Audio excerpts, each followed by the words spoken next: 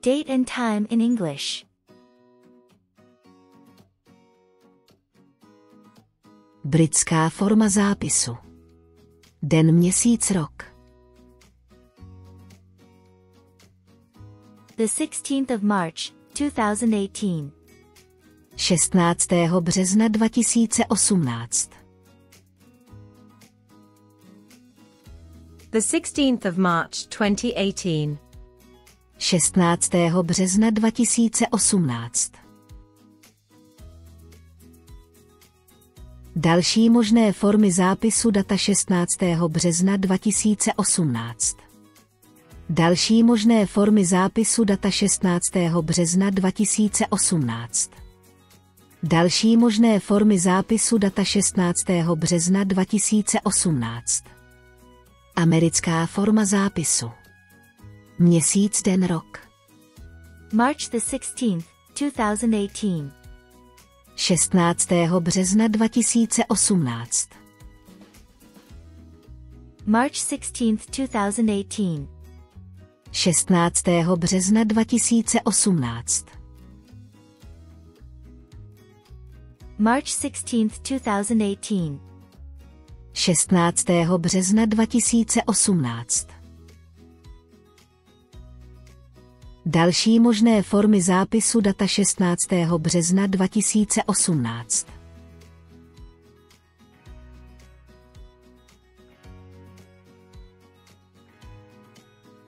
(1920). 1920. 1920. 1967. 1967. 1967. 2005. 2005. 2005.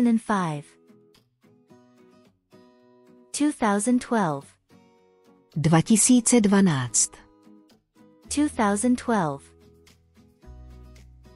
2023. 2023. 2023. What is the date today? Kolikátého je dnes? What is the date today? What is the date of your birthday? Kolikátého dne máte narozeniny? What is the date of your birthday? What is the date of your anniversary? Jaké je datum vašeho výročí? What is the date of your anniversary? What is the due date for the project? Jaký je termín dokončení projektu? What is the due date for the project? What is the expiration date on the product? Jaké je datum spotřeby výrobku? What is the expiration date on the product? What is the best before date on the food item? Jaké je datum minimální trvanlivosti této potraviny? What is the best before date on the food item? What is the date of the meeting? Jaké je datum schůzky? What is the date of the meeting? What is the start date of the job? Jaké je datum zahájení práce? What is the start date of the job? AM. PM. Označuje zkratku latinských slov. Antemeridiem, předpolednem. Postmeridiem, popoledni.